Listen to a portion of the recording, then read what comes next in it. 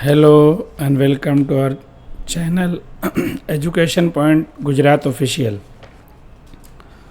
Dear students, आज हम एक और क्वेश्चन लेकर हाजिर हुए हैं। आज हम इस चैप्टर का that is chapter 2 partnership final account का लास्ट क्वेश्चन नंबर 19 सॉल्व करेंगे। क्वेश्चन सॉल्व करने से पहले हम क्वेश्चन को पढ़ लेते हैं।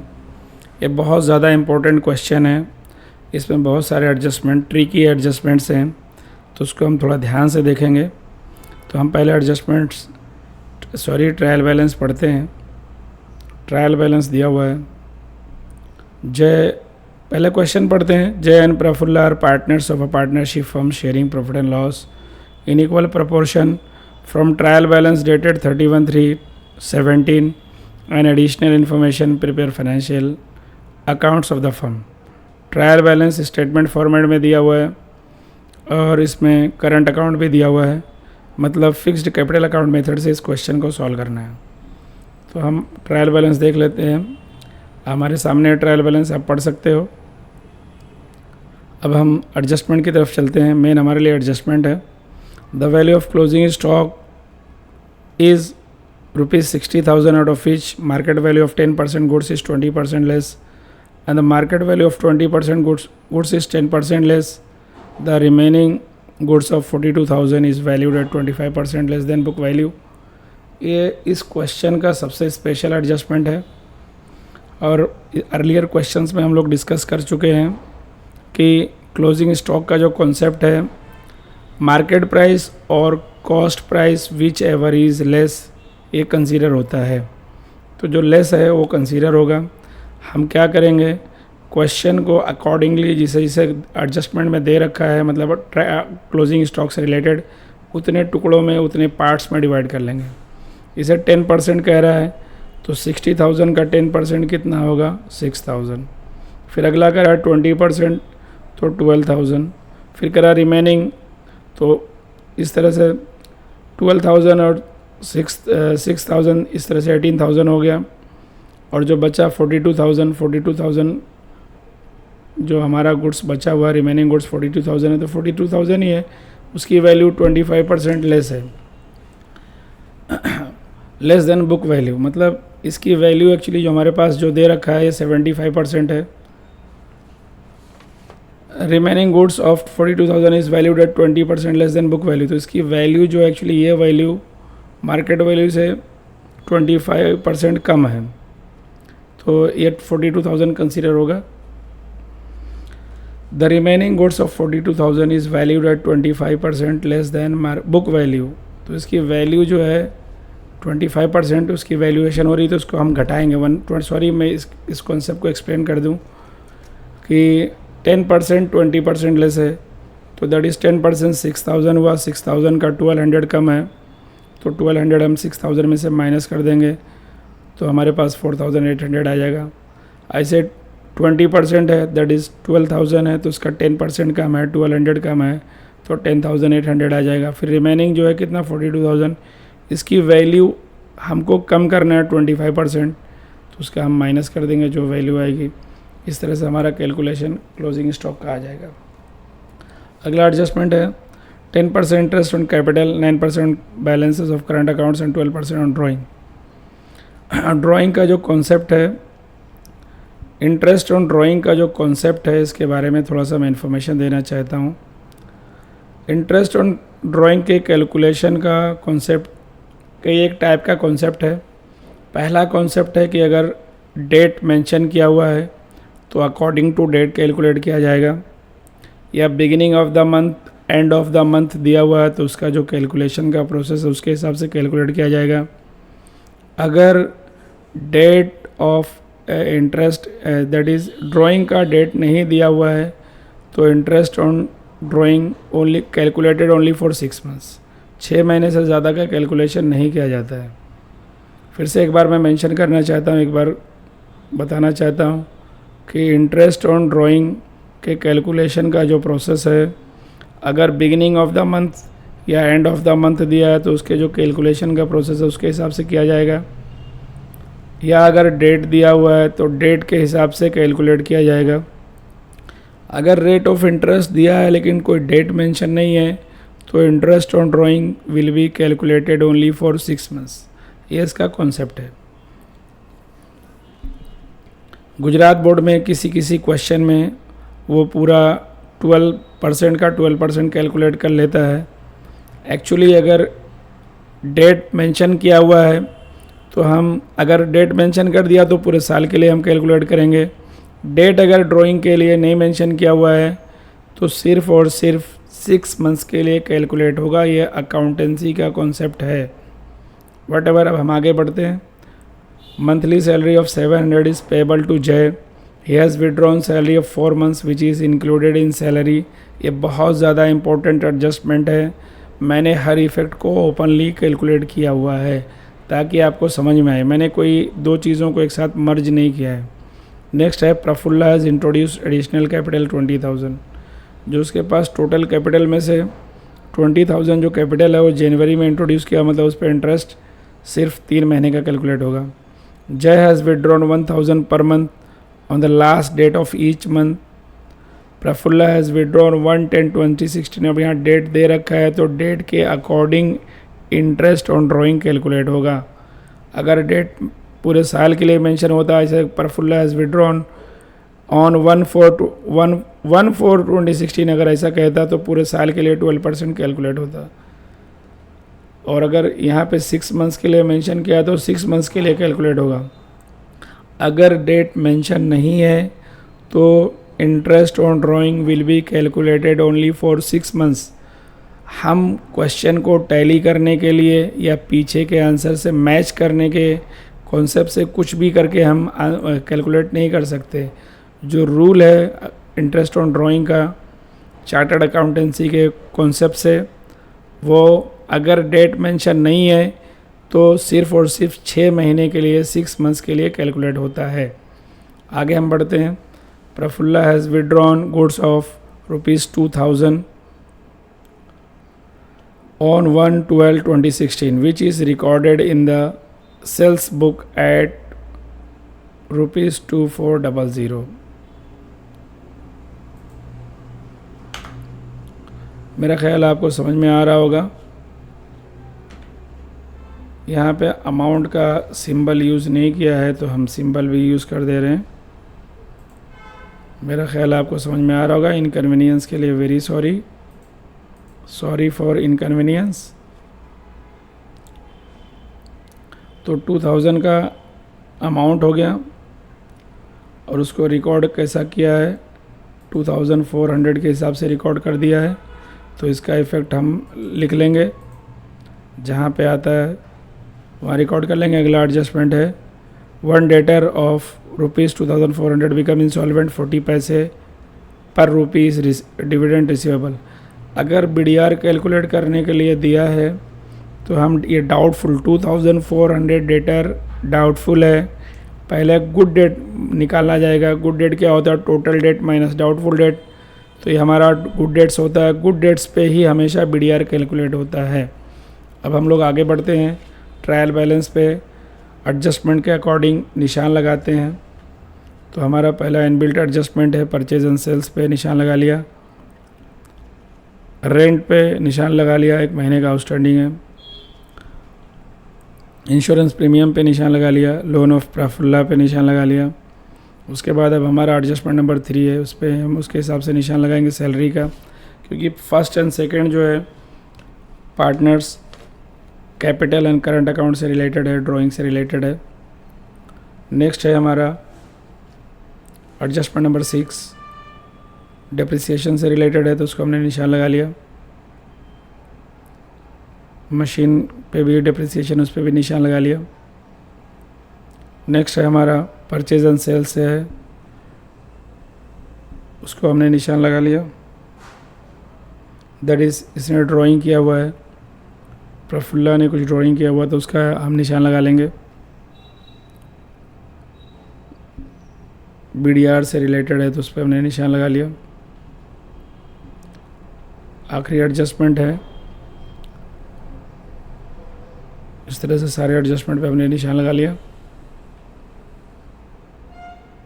अब हम पोस्टिंग करना शुरू करेंगे।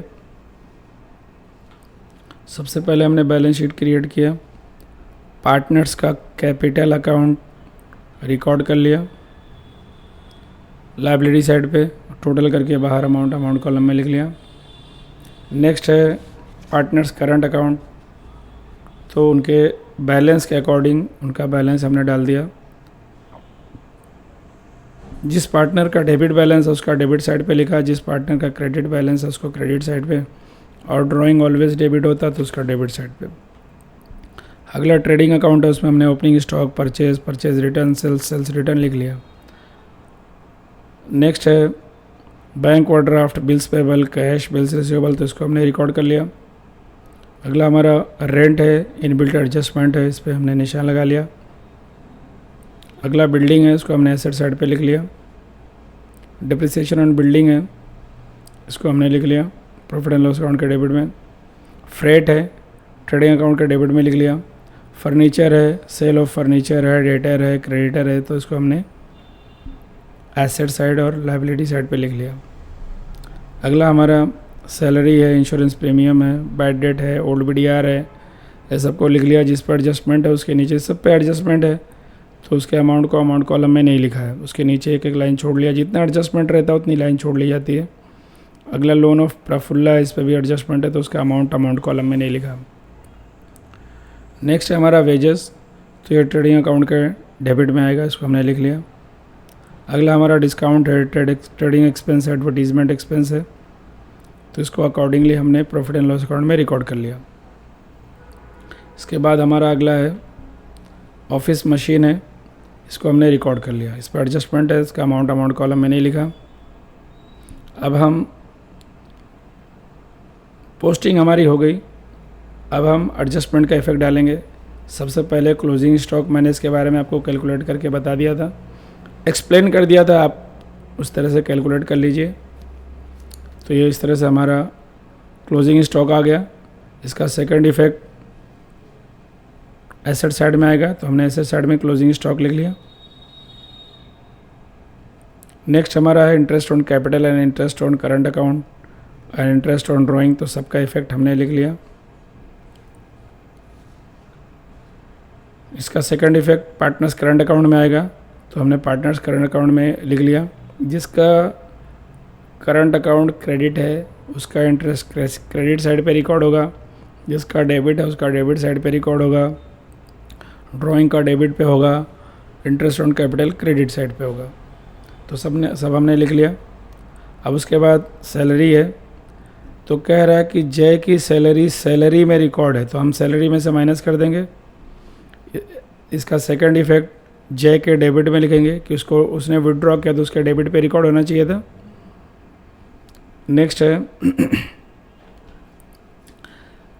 Profit and loss appropriation account में जो जय की जो टोटल सैलरी है 700 रुपीज़ पर मंथ है, तो 12 मंथ के लिए कितना होगा 8400, तो हमने पूरा लिख लिया।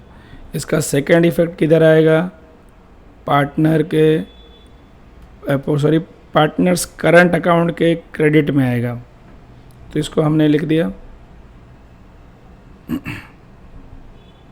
एक्चुअली जो इंटरेस्ट ऑन ड्राइंग है इस पे आपको ध्यान देना रहेगा। पार्टनर ने जो है विड्रॉ किया हुआ अमाउंट, तो उस अमाउंट को कंसीडर करके कैलकुलेट कर दिया गया है, ये आपको हाईलाइट किया। जो डॉट से बताया जा रहा है कि जो प्रफुल्ला का इंटरेस्ट ऑन ड्राइंग है वो उसने कुछ पर्सनल और गुड्स भी विड्रॉ किया हुआ है, तो उसको पॉइंट को उस अमाउंट को ध्यान में रखते हुए कैलकुलेट किया गया, इसलिए उसका अमाउंट 1040 आया है। और सैलरी में से अब आप अगर किसी सॉल्यूशन में देखेंगे तो आपको यहाँ जो सैलरी लिखा हुआ है क्रेडिट साइड पे सिर्फ वही लिखा रहेगा, उसमें से 2800 माइनस कर दिया रहेगा।